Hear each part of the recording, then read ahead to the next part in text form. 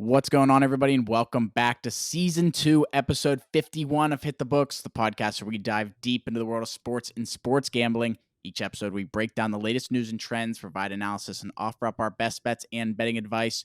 So let's jump into this week's episode of Hit the Books. On this week's episode, we're getting close to the NFL season, just 22 days away. So we want to make sure we get through our fantasy football findings for this season. On top of that, signings in the NHL, some news in the NBA this season. Like I said, the NBA season is so close, just 22 days away. We got some more things to look forward to in the coming weeks. Next week will be our college football futures and start of that season episode. Following that will be the NFL Week 0 episode. We're ready to review all the futures, all the insights for this upcoming NFL season. Following that, September 6th will be the NFL Week 1 episode highlighting each game as well as the first week of our live stream. I know we're all excited about that, but let's introduce my co-hosts that are joining me here this week, Huff and Mackie. Huff, let's start off with you. What do you got for us, buddy? Yeah, what's going on, everyone? Happy to be back. Like you said, no A's this week, so it's just us three this week running it back. A lot of NFL news, a lot of stuff going on in the sports world. I'm excited to get into it. As you said, 3 weeks away from the start of the NFL season, 2 weeks away from college football. Football is officially back. Where I've been watching Hard Knocks through episode 2. I watched that Johnny Manziel docu-series or the documentary, whatever you want to call it, and I'm so ready for football to be back. Pro, college, I'll take whatever they'll give me. I also watched that Johnny Manziel doc. That was freaking awesome. It was really, really well done, honestly. Mackie, send it over to you before we jump into this week's episode 51. We're very close to 100, like we said last week. But what do you got for us, buddy? Yeah, what's going on, boys? What'd you say? 22 days till the NFL season. So that's, how I feel about that. I think we're 10 days from college football. So that's insane to think about. Like Huff said, we're right there, right around the corner. Repping the new hat today. First time seen on the pod. The underachieving Mets. You still got to rep them, But other than that, not much going on. Good stuff there. I'm ready to jump into this week's episode if you guys are. And I think what we're going to start with is the NHL. EA Sports officially announced that the Colorado Avalanche defenseman Cale Makar will be the cover athlete for this year's video game, NHL 24. He is the first defenseman since PK Subban in 2019 to grace the cover, since it was just a whack cover last year. I hated that, but I was going to be down in these starbursts all pod, but yeah, best defenseman in the league, and coming from a Rangers fan who's got Adam Fox up there, it says a lot, but definitely the most skilled defenseman we've seen in a really long time. He takes the league by storm. Him and McKinnon on the same team is pretty crazy, but well-deserved by Cale Makar, just young gun in the league. He's lighting it up, so you want to get some of those young guns. I know they had Trevor Zegras last year with the Canadian women player. I forget who it was, but Sarah Nurse.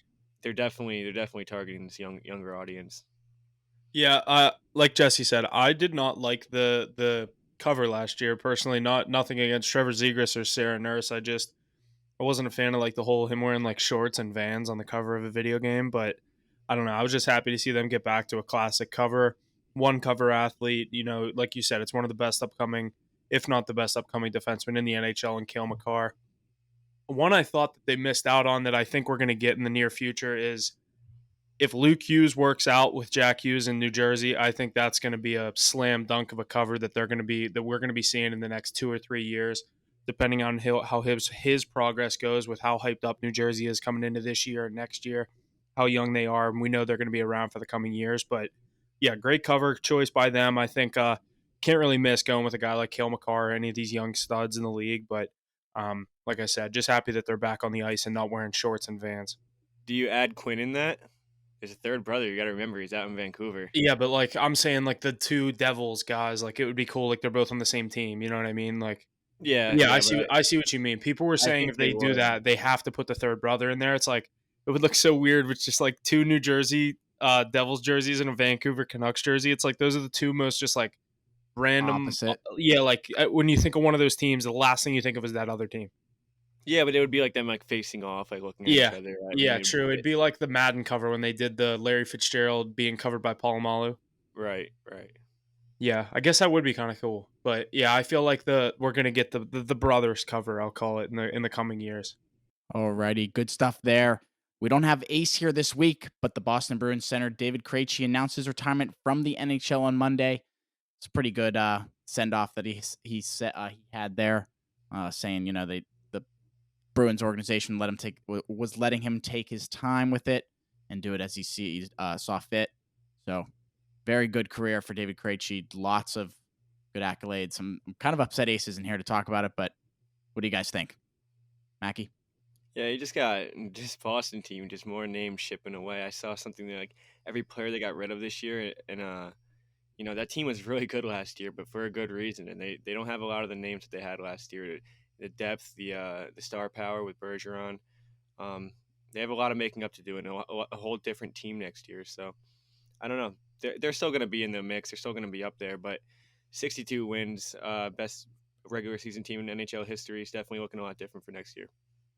Yeah, when I sent the post, they sent back the GOAT. I wanted to say I don't know what he's the GOAT of. He might have been a good player for the Bruins and won a cup, but I don't know what he's the GOAT of. I mean, he was a career second line center, good player, never the best in the league. I'll be the guy, like, everyone loves to praise the guys when they retire. I personally, I know he was a good two-way player.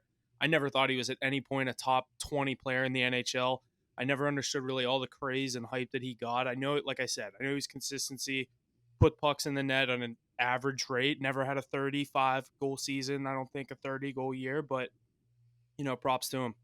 I think it's more of just like a long time Bruin, just hanging up the jersey finally. He's had a long career, so yeah, that's what I was thinking.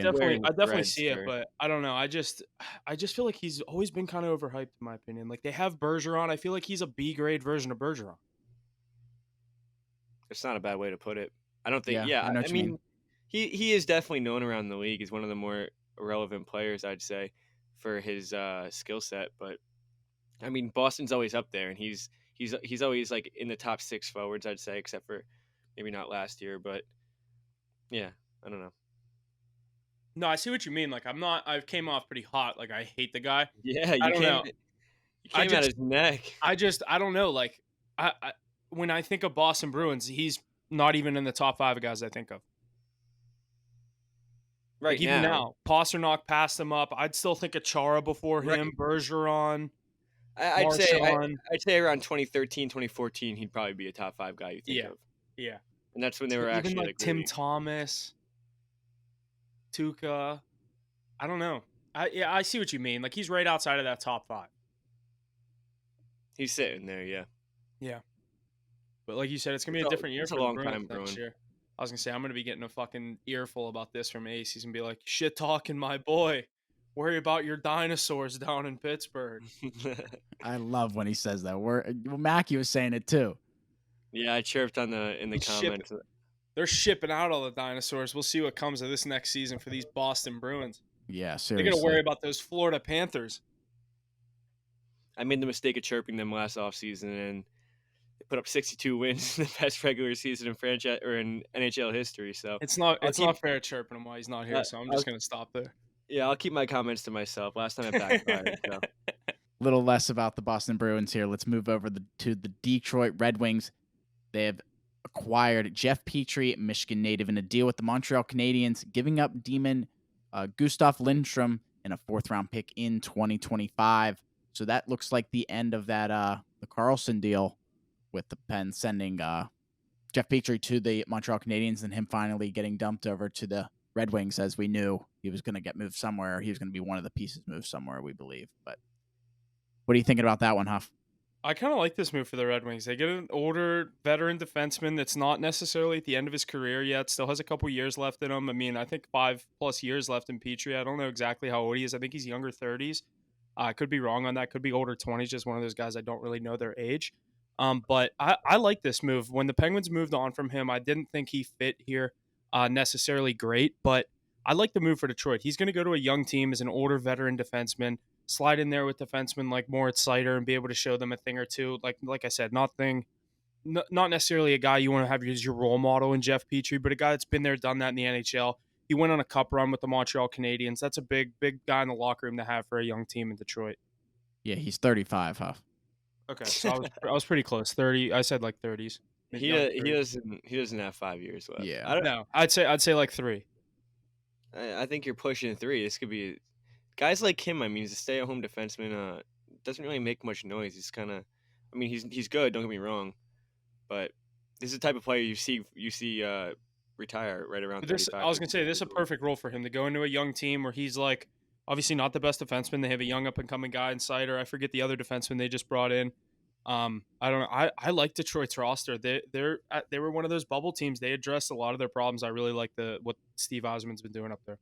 It's just got to compare to Buffalo. It's got to compare to Ottawa. It's got to compare to the Islanders. I mean, they're not going to get a top 3 spot in that Atlantic division. So No, yeah.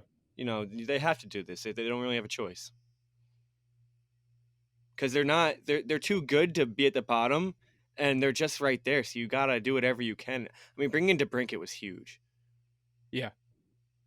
From Ottawa. You know what I mean? So Ottawa subtracted there. They got Tarasenko, but, bringing a goal scorer, like we were all kind of confused on why Ottawa moved on from DeBrincat so fast, but I like Maybe something that had to be wrong in the locker room, because that's not really a player you just get rid of like that in a team that you're really trying to just build around that type of player. Yeah, I agree 100%. I think I'm excited to see him in Detroit with Larkin, and I like I said, I love that young team they have. I've been a Red Wings fan. They've always been my non-Penguins NHL team, and I really like the way they've rebuilt this roster over the past couple of years. It's a loaded conference, man. Yeah. I liked it more when they were in the West. Yeah, you always forget about that, right? Yeah, because we played them in the Cup back-to-back years. Reign. That was their reign, was in the West. Yeah. It was them and the Avalanche. In like the early Chicago and Pittsburgh. Yeah. Lots of good stuff happening as we approach the NHL season. I think we're just about 55 days away, something like that, until we start that season here. I believe it's October 10th is the first game this year. So lots to look forward to as we jump into that past the NFL. See, that's what's crazy. Like, I don't realize this. Like, the best time of sports is the month of October, because the second the baseball season ends, MLB playoffs start. The next week, the NHL season starts. And then I think the NBA is like a week right after. Along with the NHL. And then obviously that Sunday we'll have football, Thursday, Sunday, Monday. Yeah, October's the best month of the year. October is great. Yeah.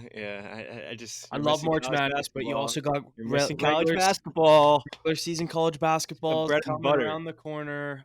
I'd say when you got the 4 major going all at once, and you got the MLB and playoffs, that's some good time of year. But like Mackie said, March is right there with it for good reason with March Madness. Heck yeah, boys! Let's jump over to the NBA. James Harden announced this week that he will no longer play for a team run by Daryl Morey. The 76ers recently stopped taking trade calls on Harden, but Harden remains consistent on wanting a new home. What do we see happening in the coming weeks before this season starts? We just said it, maybe 60 days away before that season begins, regular season. What are you guys thinking? So, Mackie, I saw something before you get into this. I saw something that they were talking about this morning, if he's going to sit out, what he's going to do. And there's a clause or something in the new CBA where if he sits out, Philadelphia can actually make him not eligible to become a free agent at the end of this year. So that he would really just end up fucking everything up, and he'd still be a 76er at the end of this year if he sits out. So people are saying, is he going to play and just put up with it and just refuse or demand a trade? Some people are saying, is he going to gain 40 pounds and just show up to training camp fat as shit and then get traded and then take the fat suit off again like he did from Houston? You're going to see the fat suit return here. I was going to say, we're going to see him come bulking back from China from that basketball camp he's at right now. I would just love to be a fly on the wall for a conversation with Daryl Morey and James Harden. He has some serious hate for this guy. And Kyrie even quoted it and said, like, everyone's going at James for this, but like, why don't you go at Daryl Morey for saying something and then doing the complete opposite? Obviously, he's like this for a reason.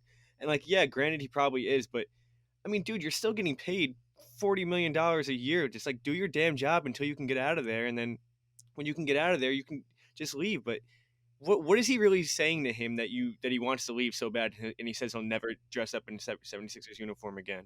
Yeah, because I mean, this could also be something that stems from Houston when he was there with Houston, because Daryl Morey traded for James Harden from the Thunder to the Rockets, and now traded for him from Brooklyn to Philly. So I don't know. Like you said, that is a good point. I'm interested to see what comes of this. Obviously, Harden's made it pretty clear that he wants to be a Clipper and he wants to play for the Clippers this year. So I didn't even see the Clippers. Did he say that? He didn't really say that, but that when he was requesting a trade, that was like the number one team that everyone was saying that he wants to go to. That wouldn't even work, dude. Like Harden's a player who needs the ball in his hands, and then you have Kawhi and PG. I mean, who's taking that last shot? I'm They giving it just to Kawhi. Yeah, I would too. They all just want to go live in LA and play basketball in LA. Yeah, that's the thing. He likes all the strip clubs out there. Yeah.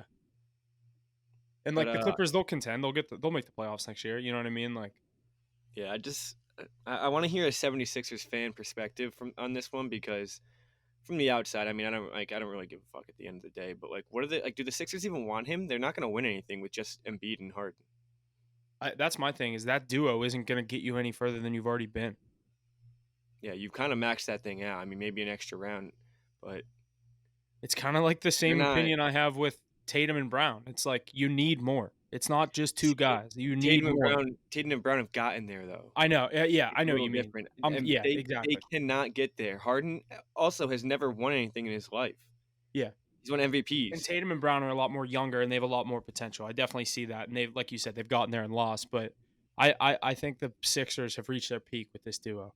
And have you seen the thing that Joel Embiid changed his Twitter bio from processing to like whatever the country he's from in Cameroon? Like basically took out all Philadelphia, whatever, from all of his bios on social media. Like remember when Kyler Murray did that with the Cardinals? Yeah. Yeah, so I don't know. People are wondering if Joel Embiid even wants to be there anymore. I think he said something like, I'm going to try to win here, but at the end of the day, if it's just not working, I'm going to have to move on at some point. Yeah, he said something like, I'll win. I want to win here, but obviously I'll go anywhere if it means winning or something like that.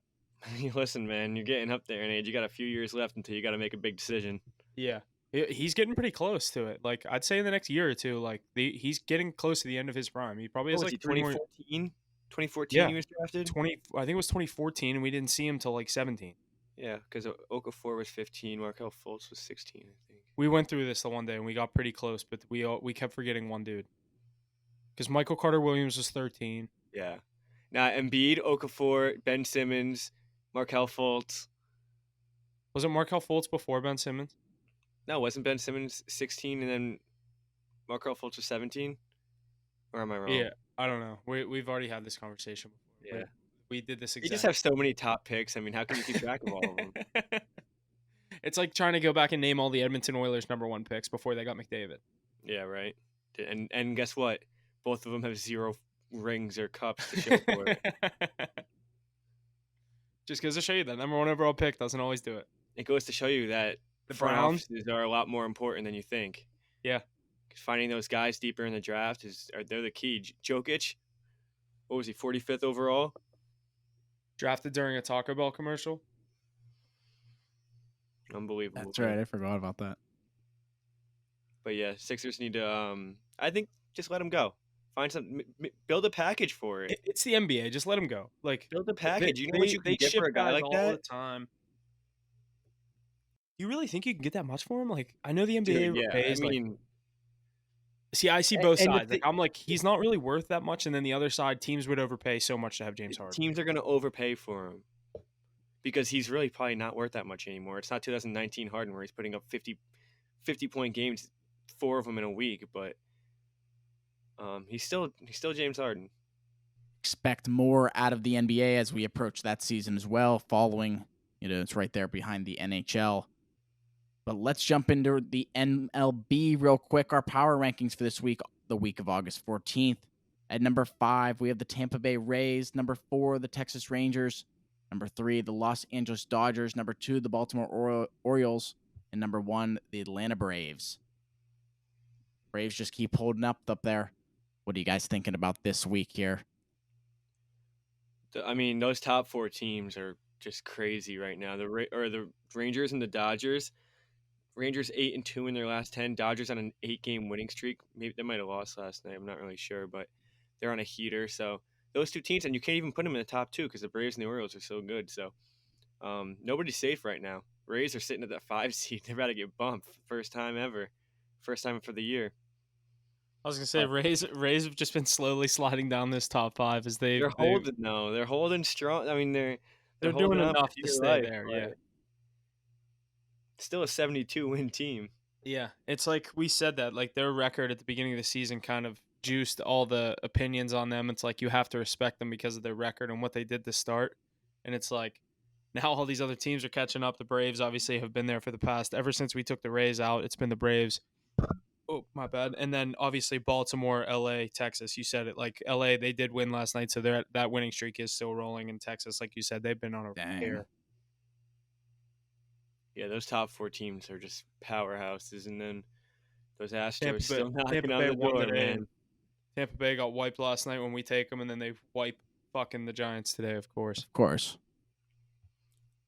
I want to rant about that Yankee game last night, but god damn, that was just embarrassing. What, that over?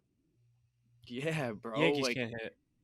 the amount of double plays they grounded into with like runners on and shit, like, come on, they had nothing going. Bryce Elder sucks, dude. He's not that good. He's getting exposed later in the season because he was a new up and coming pitcher that just kind of started to get the lights on him. So once batters realized how to hit him, he started getting hit. Yankees just can't hit. Yeah, it is crazy. Severino only gave up 4 runs. Like, what? I was following along on my phone, and once they scored the 3 in the first inning, I'm like, oh, this could be one of those games where the Braves just hit the over themselves, and fucking nothing the rest of the game. Well, I And thought it it's was gonna go. I thought it was gonna go like Braves 3-0, then Yanks like 4-3 or something, yeah, and then we could see like a 7-4 finish, 7-5 finish. But the Braves, it's 5-0 in the 7th inning, and the Braves, they're just going up there swinging the bat, and they're getting back to the bench. Like, they don't care anymore. Yeah, you're right about that, Mackie. I've heard some different things with the Braves that they're just like, they don't care. They're like, we're at the top. We're just kind of playing baseball. Like, it's all fun at this point. and now Albies is out for them. I think he's on a 10-day IL. I don't know what his happened? injury was. I'm looking at it. 10-day IL with a hamstring injury. He didn't play yesterday and he's obviously not playing tonight. He's on the 10-day IL, so they'll be missing him in the lineup. But that lineup's so gross, it doesn't really even matter when you take one of those guys out. I'm sure they'll manage. Alrighty, boys, good stuff. Let's shift our focus over to the NFL. Got a couple points here before we jump into some fantasy football stuff to get geared up for this year. First point here, the Dallas Cowboys and All-Pro guard and team captain Zach Martin reached an agreement on a deal worth $18 million a year, all fully guaranteed. Mackie, your Cowboys keeping someone there, or keeping the team captain around, excuse me. Zach Martin, what are you thinking? Yeah, we talked about this a few weeks ago. We knew that they were going to come to an agreement. $18 million a year, though, is a lot for a lineman. I'm not sure if that makes him highest paid. Huff, you probably know more than I do. Huff. What was the deal? I can't remember. What was the $18 million a year? I think that is right around, because I think 17 was the highest. So that was just one of those petty deals. They probably tried to top it by $1 million or $500,000. He probably said, "Make me highest paid," and they're like, "All right, well, we'll give you $1 million extra." Yeah, He's like, "Deal." He just wants the recognition to say, Yeah, like, he wants the you recognition. guys realize what the fuck I've done for you for the past however many years. Like, and I was watching that Johnny Manziel thing, and I forgot how hard AT&T Stadium was booing when they drafted Zach Martin instead of when they all wanted Johnny Manziel. It's like, yeah, I think you guys were pretty happy you took Zach Martin, a Pro Bowl, basically a Hall of Fame lineman. It's like, it's not the flashy pick, but we see where Johnny Manziel ended up. Yeah, slugging beers. Nah, yeah, but great signing. Everyone knew we needed to do it. I think it was inevitable that it was going to happen. So glad they came to a settlement. Dak was probably begging for that deal to get done. A lot of the money's gone now, though. What are you going to do next year on CD Lamb's contract year? Just gave Trayvon Diggs all this money. They'll figure something out. The cash over cap stuff. Jerry Jones has all the money in the world. They'll figure something out. Jerry Jones is like, here, I'm sliding you $4 million extra under the table. Yeah, you'll just never know about it. Good stuff there. Let's head up to the Northeast. The New England Patriots are signing former Cowboys running back Ezekiel Elliott to a 1-year deal worth up to $6 million. What are we thinking about this one since Ace is in here, Huff? What do you think?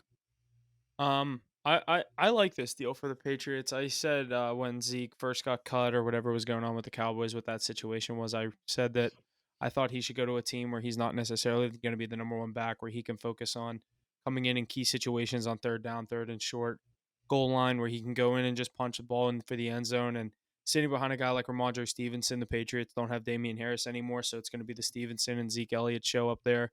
A run-heavy offense, but a young third-year running back in Ramondre Stevenson is going to come in. to this season as obviously the number one back, and you have a veteran Ezekiel Elliott behind you that's been there, done that, scored many touchdowns in the NFL before. He's played in the biggest moments, other than the Super Bowl.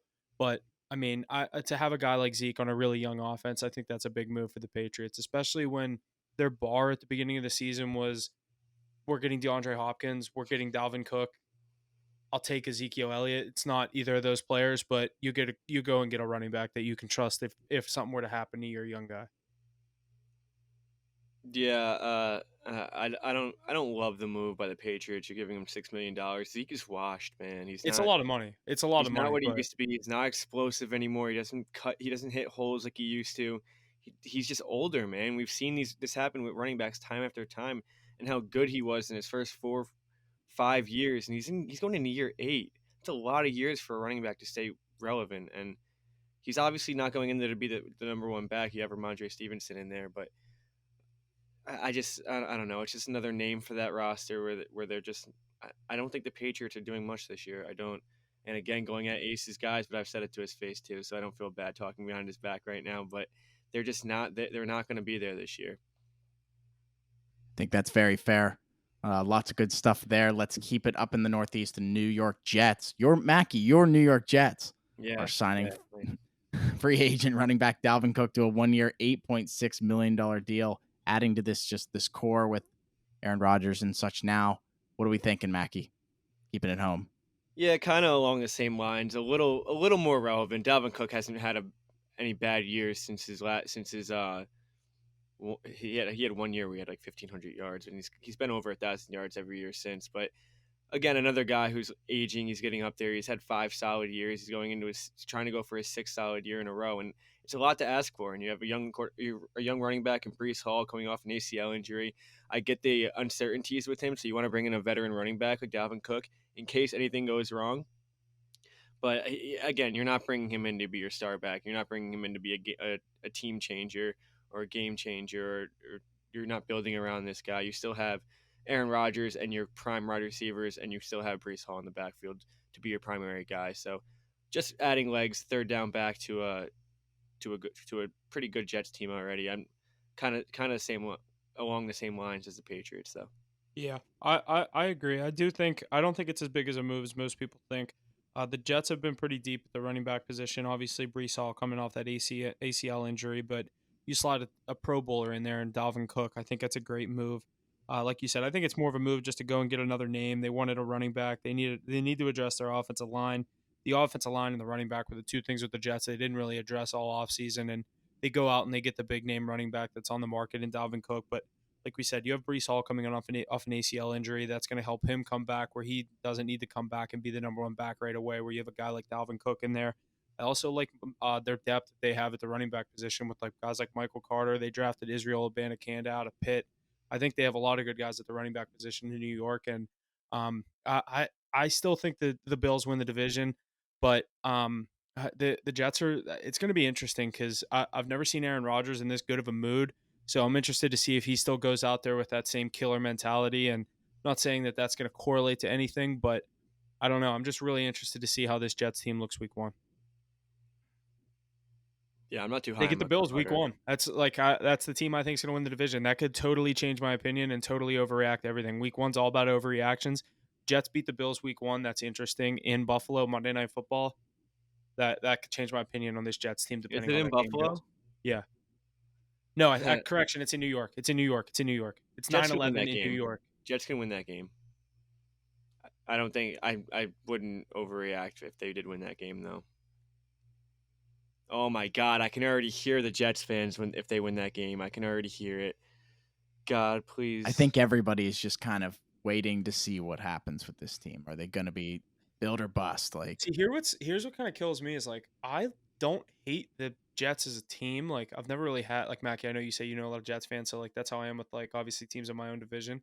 But like I like Rodgers. I didn't like him in Green Bay. Like I like this new style Aaron Rodgers that we're getting. I like how he's coming a lot more in front of the media and showing like who he is as a person. And so like I've kind of grown to like Aaron Rodgers. So I'm kind of like rooting for him. But again, he's in the AFC now, so it's a little tough. But I like a lot of their names on that team. Quinnen Williams on defense, Sauce Gardner.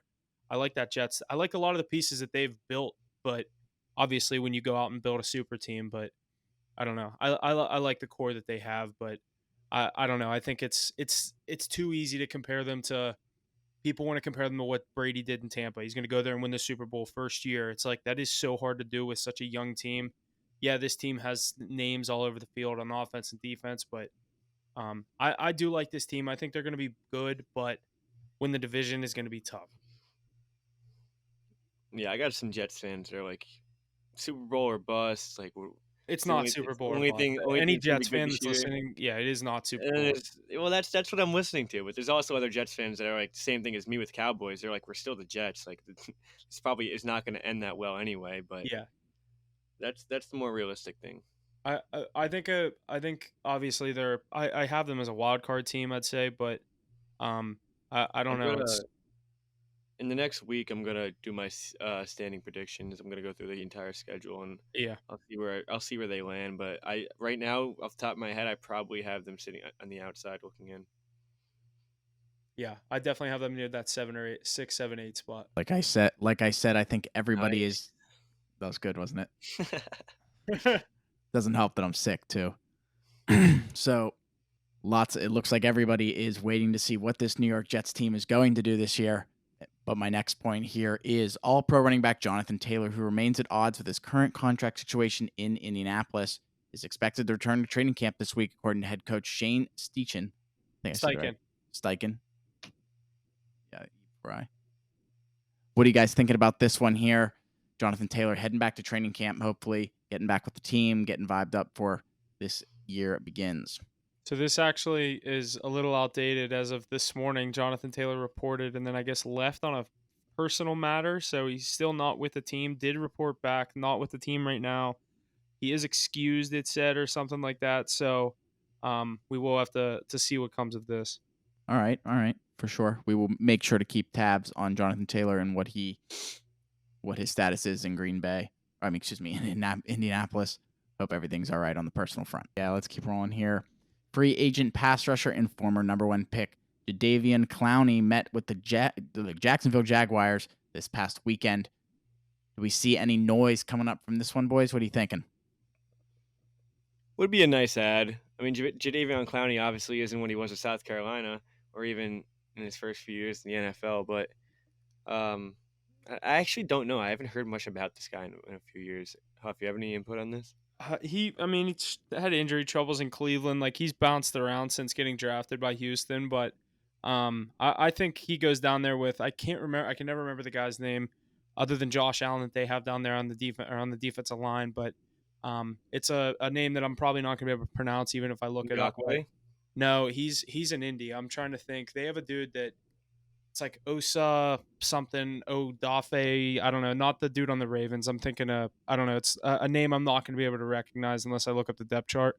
But I think he'd fit in really well in Jacksonville, a defense that kind of lost their touch when they lost guys like Jalen Ramsey and Miles Jack when they went on that AFC Championship run back in 2017. Looking to get names back in there. I think Jadeveon Clowney's a nice veteran piece to slide in there to another young team to add a veteran that's been there and done that at the position, been at the top of the game, not necessarily ever one of the best edge rushers, but he's been top 10 throughout his career at his peak. I wouldn't say anymore as he's on the downhill side of his career, but I think it would be a good move if he went to Jacksonville. Might not be too bad for Trevor Lawrence and the Jaguars down there. Farty, come here, boy. Farty, hey. Oh, what? Are you trying to tell me something, boy? What? The Black Lincoln Collective podcast? What? BLCpodcast.com? And Twitter? And YouTube? Farty! Thank you so much. Good boy. Good boy, Farty. My next point here is DJ Moore's first play as a Chicago Bear was a perfectly executed screen pass from Justin Fields that Moore took to the house for a 69-yard touchdown. Pretty impressive there to get the preseason started for the Bears. What are you guys thinking about this one? Any hope for the Bears? Mackie, did you see the Justin Fields set, the 3 for 3, like 129 yards and 2 touchdowns? No, I actually didn't see any of this. So his preseason, when he played what he played in the preseason was two drives. He went 3 for 3 with 129 yards, and the total combined air yards for all 3 passes was -8 yards. So it was all Were just dump screens offs. all 3 were screens behind the line of scrimmage. The 2 touchdowns, so one was a 70-yarder to DJ Moore that he took to the house. Next play was a 48 or a 68-yarder, something like that, to Khalil Herbert that he took to the house, and then the other one was just I think a 40-yard pass across the middle, and it got him to 129, 3 for 3, and and people will look at that and they're like 3 for 3, 129 yards. Wow, that's crazy. This guy's gonna have a crazy year. I could do that. I could literally go out there and do that right now. Yeah, it's just literally just little shovel passes. There's no one even in between you and the running back. Good for him. Let's see what Bears do this year. Well, I was gonna say while we're on the topic of Justin Fields, that thing I sent you guys today. There's more money bet on Justin Fields to win the MVP this year than Josh Allen and Aaron Rodgers combined. That's crazy. Yeah, I wish people like that would just give me their money and not give it to a multi-billion-dollar industry to get even more rich. But What are his odds? I was thinking about that. I'm like, okay, there might be value on it, but I'm not There's taking definitely value on it, but not good value. Yeah, if you're putting real money though, I think I don't know. It's gonna be tough because everyone was like, oh, this is Burrow's year to get the MVP, and now he's already hurt, so people aren't really picking him for that. And it's like Allen's just kind of sitting there floating right under the wayside. Everyone's already kind of forgot about him, but I don't know. I'm They not sure. literally have. Watson. That's an interesting pick there. All right, Steelers fan. Yeah, we'll see about that one. You don't. I'm telling you, man, he's gonna have a good year. Browns roster. I don't love Amari Cooper as my number 1 wide receiver in 2023. Yeah, I mean David and Njoku. I don't love their weapons other than Chubb. I don't mind Amari Cooper as the first option. I mean, he was good 2 years ago for Dallas. 3 years ago, it was a pretty good first option. We'll have to see. They definitely have the worst receiving core in our division by far. Who is even their second option? Donovan Peoples-Jones. No, the Ravens do. Nah, I kind of I think Zay Flowers and Odell and Odell is so washed at this point. I'm saying I think it's a better trio. They have the 2 young guys and the 1 veteran rather than the kind of a veteran being your number 1.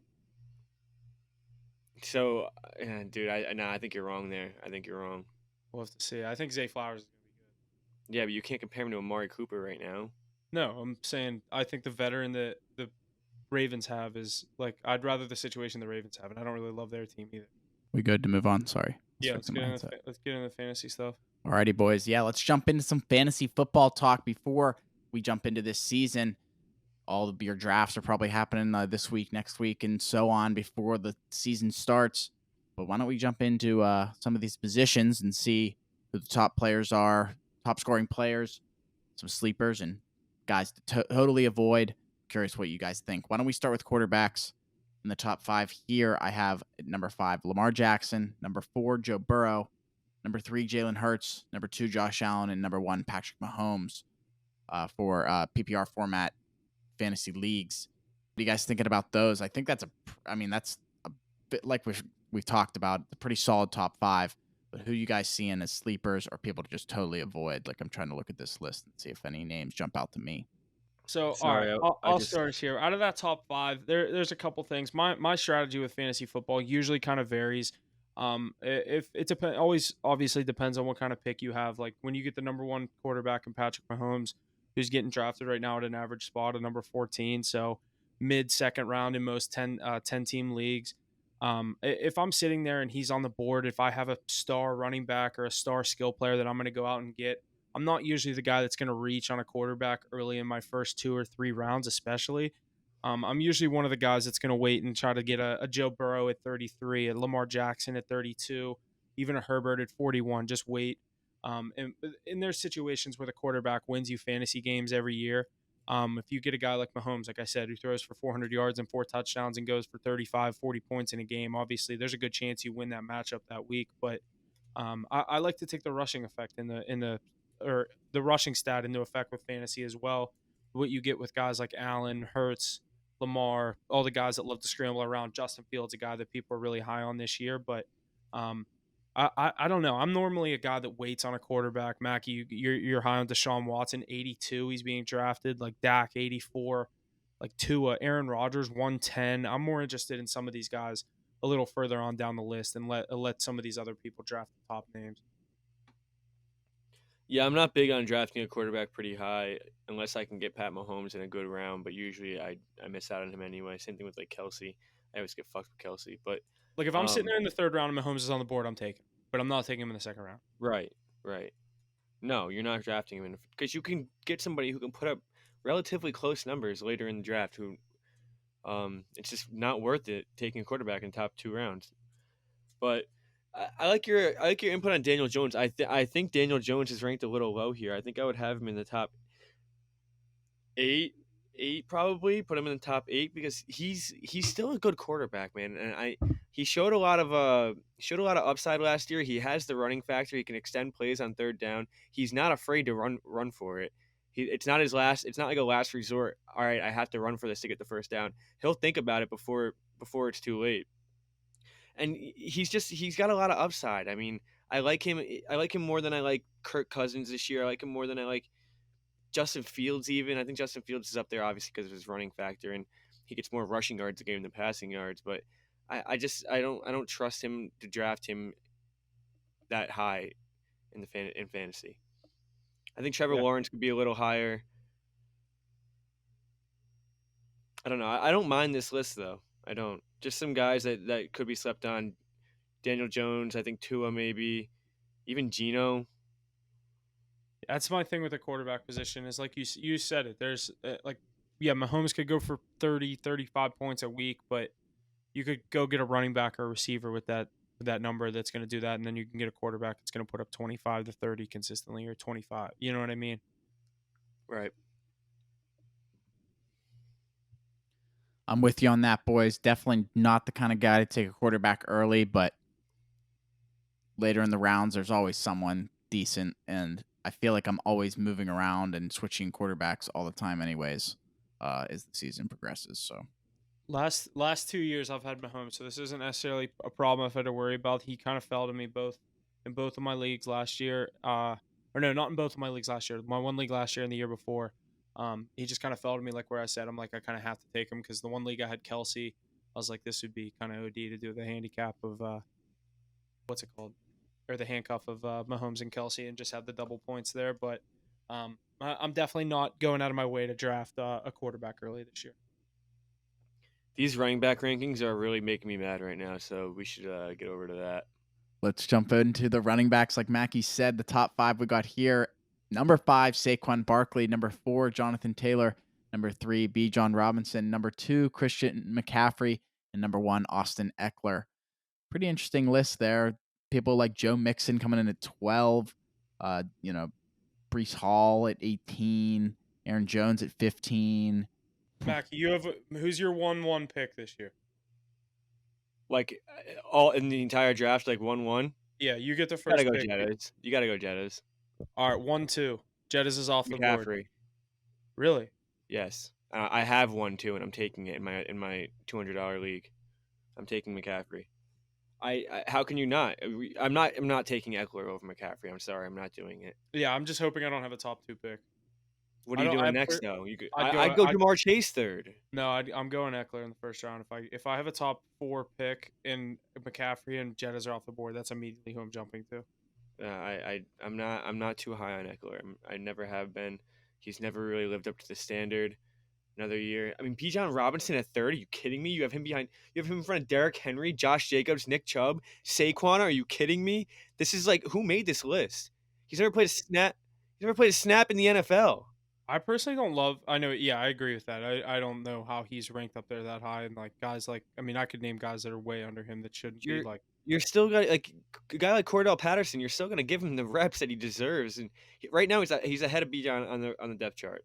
And I know you can use him a lot more than the running back, but this is ridiculous to have him in the top 3. Yeah. My thing with like guys like Derrick Henry, I don't love the Titans line as much this year. They've definitely let go of. I think they lost 3 starters on the offensive line this year, so Derrick Henry's definitely one of the bigger names I'm looking to stay away from. I've had him in a few years in a row, and he's been absolutely stellar. Same No here, complaints, Mackie. no complaints across the board, no way. But like you said, yeah, the line has kind of dwindled a little bit. The Titans have gotten a lot worse. They're not really in contention this year, in my opinion. The ship has sailed. Definitely someone you don't really want to go out of your way to get. But dude, like a guy like Josh Jacobs is the year that he had last year, and he's gonna do it again. Nick Chubb, are you kidding me? That's another situation though with Jacobs. Like the Raiders are so bad. Like they're gonna rely on him so much. He's gonna get the rock in his hands, but like the team It's is no also different just than so last bad. year. I don't know. I think they had more of a passing threat last year with Carr and what's his name, Renfro and Darren Waller. Devontae Adams. Yeah, Devontae Adams. I mean, they still have Devontae Adams. Forget but about that guy. yeah, honestly, I did. He like doesn't want to be there, so I kind of forget that he's there. I don't care, dude. I think you got to put Jacobs and Chubb a little higher here. Saquon, Jonathan Taylor is a little high in my opinion. I think Chubb should be higher in the situation that now Kareem Hunt's not there. So Yeah, Chubb's- and you're Chubb's taking getting that away much the more second carry. option. I mean, how the year he had last year, probably the most dominant running back in the league last year. Another guy I'm looking to stay away from as a Steeler fan is Najee Harris. I'm not going to be drafting Najee Harris this year. I think the Steelers are looking.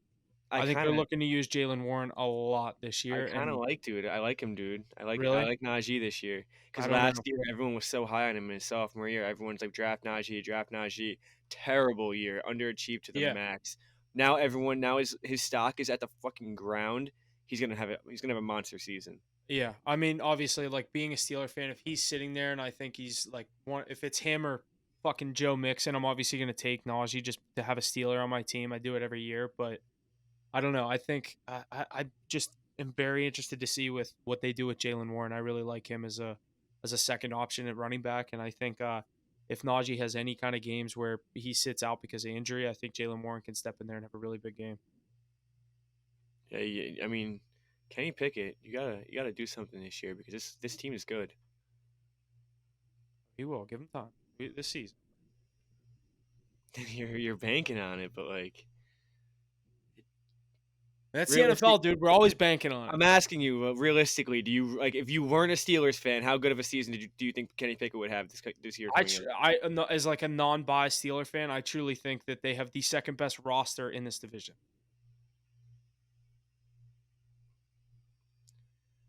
With the amount of weight that the quarterback position holds, I highly disagree.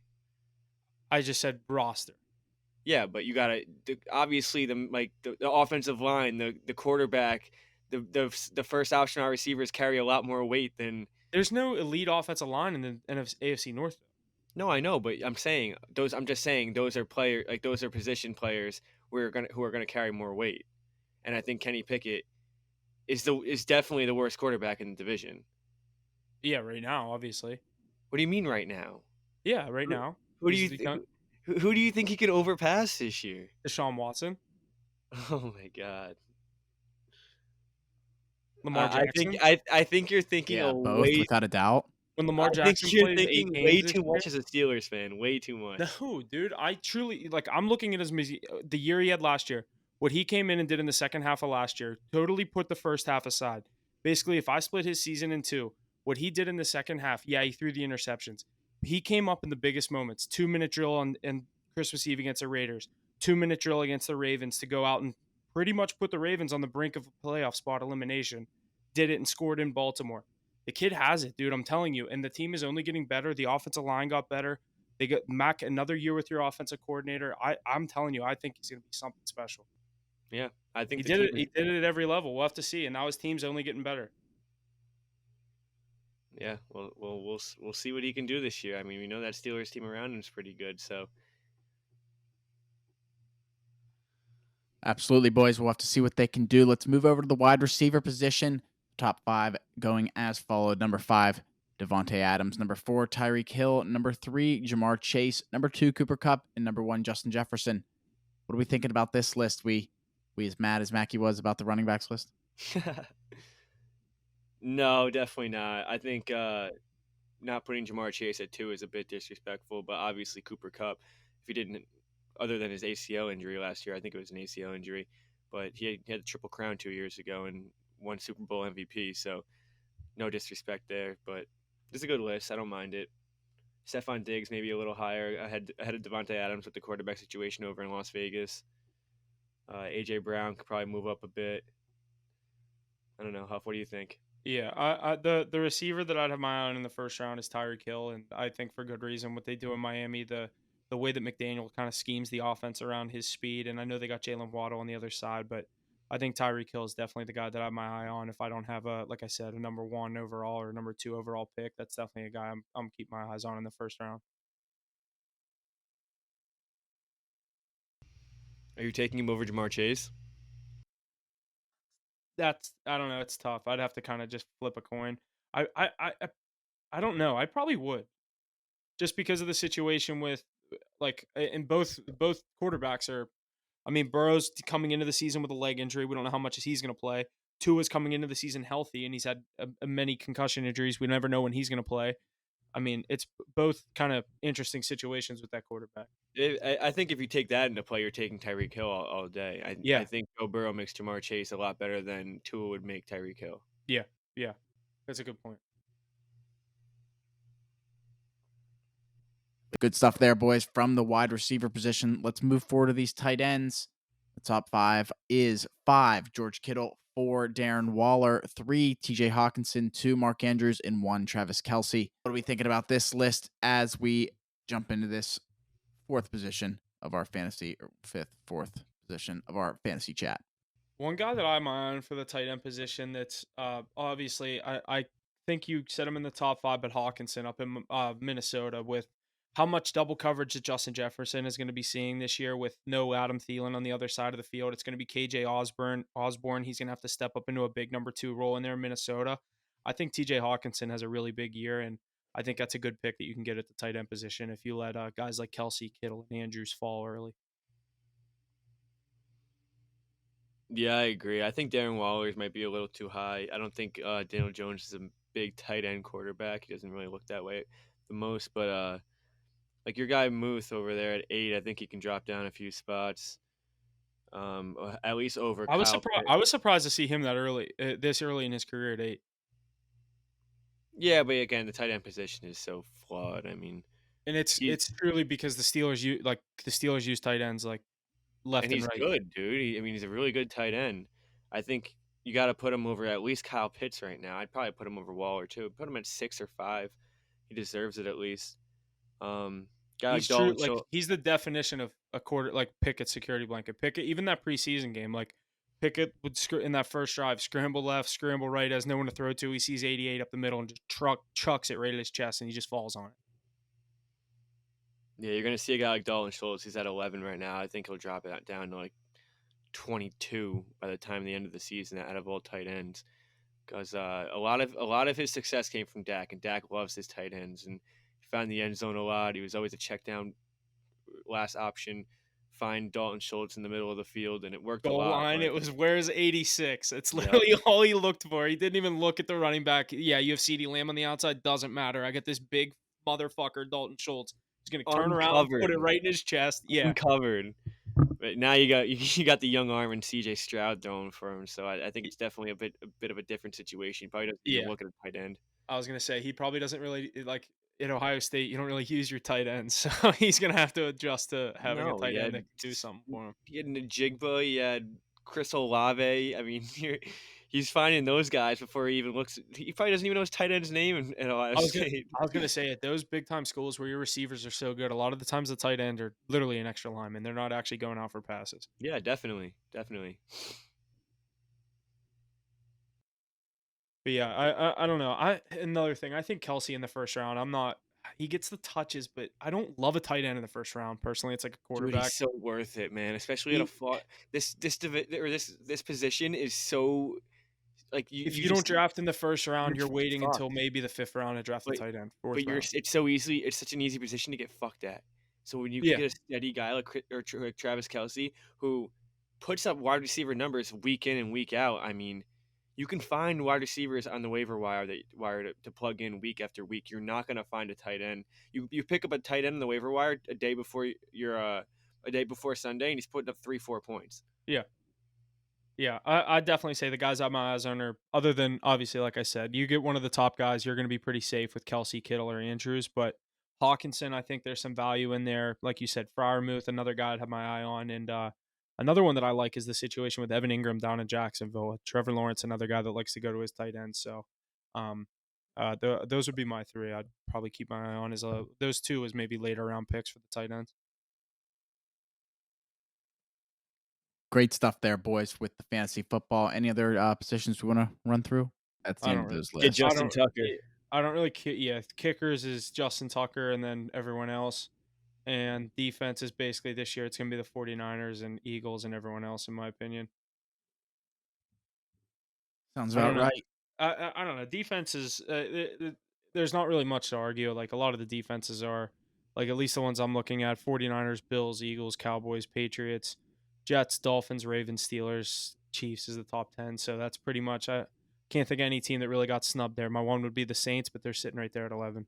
So yeah, I think that's pretty much it. I mean, that's kind of what I'm looking at going into my fantasy. Just try to stay away from a lot of the high. Like I'm not, like I said, not big on the quarterbacks in the first round, unless like I said, in the situation where a Mahomes or one of the top quarterbacks fall to you in maybe the late second or early third round. I'm usually kind of waiting on one of those middle pack quarterbacks. Usually, obviously, a running back or wide receiver in the first round kind of guy, especially in a PPR league. Go get me that point per reception, a guy that's going to get the most touches on a Sunday, the kind of guys I'm looking for in the first round. So definitely think we had some good input on what we like so far and what we like coming into this fantasy season, and definitely something we're going to keep our eyes on as we are obviously a gambling podcast, never really touched much into the fantasy world, but obviously we all play it. So definitely something we're going to dive into more throughout this season. Heck yeah, lots to look forward to in the fantasy world. I'm looking forward to our league. Huff. How much is that league this year? That's next Sunday. Yeah, that's right. Sweet. I'm ready for it. Alrighty, let's jump over to some college football. The 2023 preseason AP poll top 25 has officially been announced. The defending national champion Georgia Bulldogs remain at number 1. Michigan following them at number 2, with Alabama at 3, Ohio State at 4, and LSU at 5 to round out the top 5 ranked teams in the nation. What are you guys thinking about this list? Huff, I believe you put this in here. What are you thinking as we get closer to the college football season as well? Yeah, and like I said in the 1 Minute Monday this week, obviously Georgia's coming into this as the number 1 team, the back-to-back defending champion. What they're going to do with Carson Beck under center, I said I don't think they're going to make much of a step back, and I really believe that Georgia could be looking at another undefeated season. I don't know if anyone's seen their schedule coming into this year. I don't know how they did that, but their schedule is very friendly. They're looking at another undefeated season and basically a lock for the college football playoff, in my opinion. As the 1 seed, they'll be there most of the season.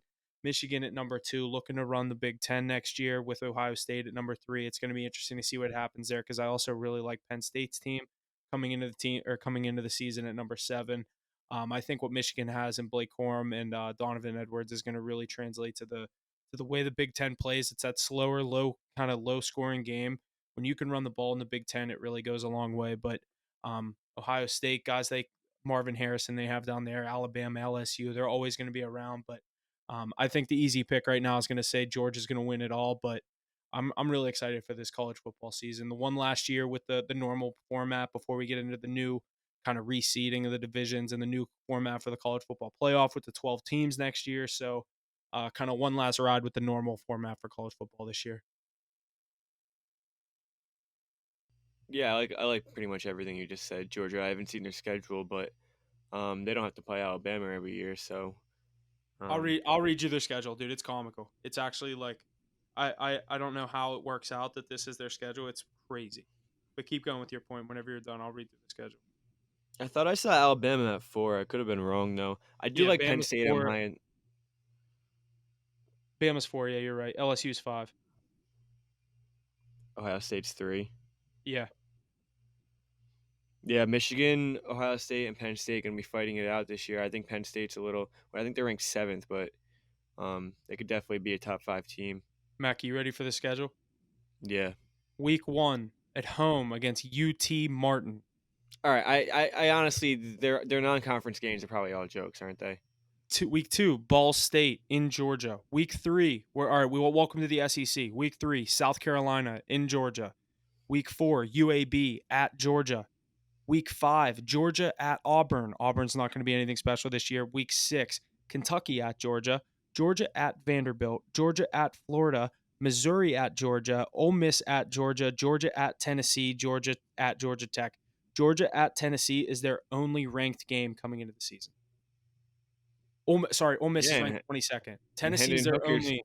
Hendon Hooker's gone. Yeah. So Tennessee's probably not going to be all that this year either. Yeah. Yeah, that's a cakewalk, and I feel like that's why I don't like how the SEC is split up into 2 divisions. Like it's such a power conference, and they just don't utilize the entire thing. So who's the other side of the SEC? LSU, Bama, LSU, Texas A&M. I'm pretty sure Florida's on the other side too, but if they're playing Georgia, Texas A&M, it'd be A&M, like Arkansas. Yeah. Bama, LSU. Auburn. No, it is. Auburn's in that other division. Ole Miss is in that other division. Their non-divisional games in the SEC are Auburn and Ole Miss. They dodged Bama and LSU. They always dodge Bama. Yeah, because they want them in the college. They want them to get the SEC championship game. Yeah, and it's like they could still get it, man. The SEC East is Florida, Georgia, Kentucky, Missouri, South Carolina, Tennessee, and Vanderbilt. And the West is Bama, Arkansas, Auburn, LSU, Mississippi State. That's the one I was forgetting. Ole Miss and A&M. The West is way better. Yeah. The East, Kentucky, Missouri, South Carolina, Vanderbilt. Those 4 is just like they honestly don't even belong in the SEC for football. Right. I don't know. It should be a good year though. Yeah, I'm so excited for college football. It's 2 weeks away. Week 0 doesn't really count for college football because I hate like I said, Georgia versus UT Martin. Georgia's going to be a 37.5 point spread. Like I'm just not betting on that game. I'll probably take Georgia minus 37.5. Right before kickoff. Yeah. I'll be like, there's no way this team even scores, and they'll win. No, it'll be 52.5 point spread, and Georgia will win 52-3. Alrighty, boys. The games is like Georgia will have all their fucking 4th stringers in by the end of the game, and it's like to that UT Martin team that's still playing. It's like they're like, I want to be the kid that scored a touchdown against Georgia. It's like, Literally. Well, buddy, good luck. It's gonna be harder than you think. Yeah. Going to be a really good college football season, fast approaching. I've said we're just a matter of maybe 2 weeks away, if that. Some other news across the other leagues. Derek Lewis has signed an 8-fight deal with the UFC. For those of you who don't know, he is the My Balls Were Hot guy, and I think he's a monster. He's fun to watch. He has a Manscaped commercial now that he keeps saying, my balls are hot, my balls are hot, my balls are hot. Yeah, he's made a lot of money off of that. Yeah, it's good. He's funny. That's all I care about. And he's a monster. I think he has like the most knockouts in heavyweight history or something like that. Something weird. He has some crazy. I need to look that up before I say that. I was gonna say I honestly wouldn't know. It was in it was in something that I saw. Yeah, I don't know. I really don't know shit about UFC. I'm the last person that knows anything about it. I know mainstream names. It's about it.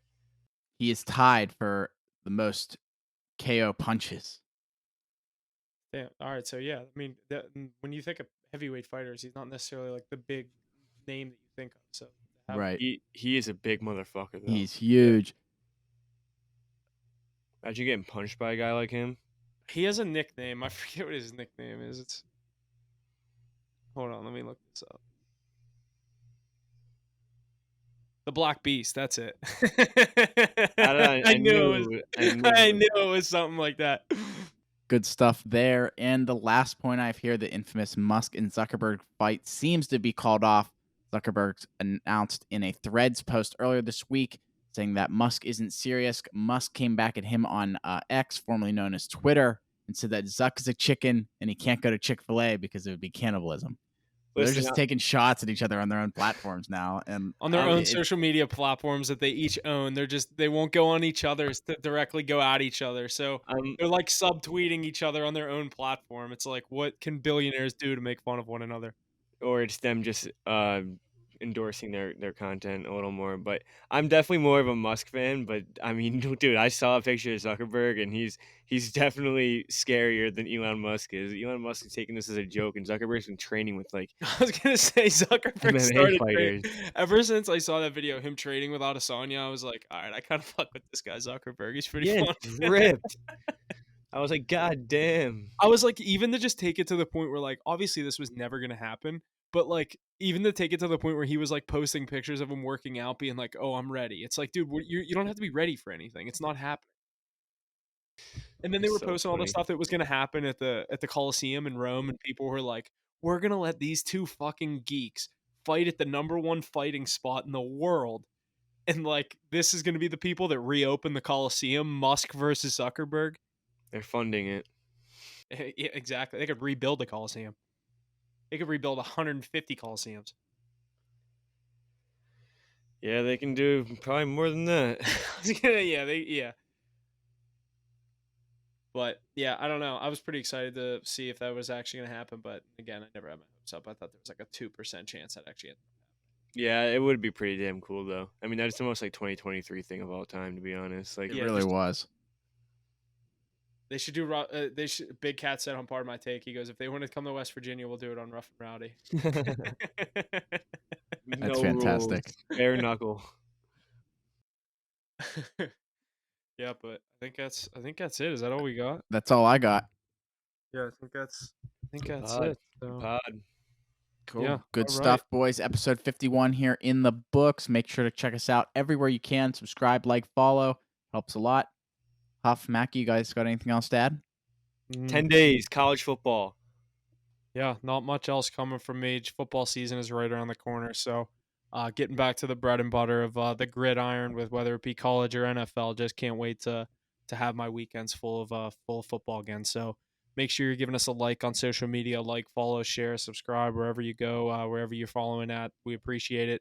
Repost, whatever you can do. The support goes a long way, and we appreciate it. So thanks for listening. We'll see you guys next week. The Astros scored 5 runs in the first inning. I know, I saw that.